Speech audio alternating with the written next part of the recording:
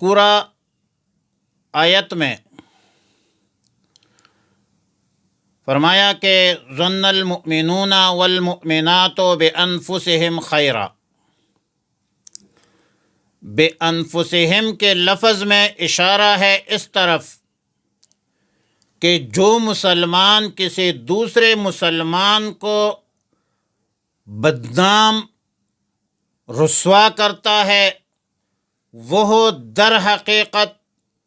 اپنے آپ کو ہی رسوا کرتا ہے، کیونکہ دین اسلام کی قرابت رشتہ ایک روحانی رشتہ ہے جو تجزی قبول نہیں کرتا، جو جز جز نہیں ہو سکتا،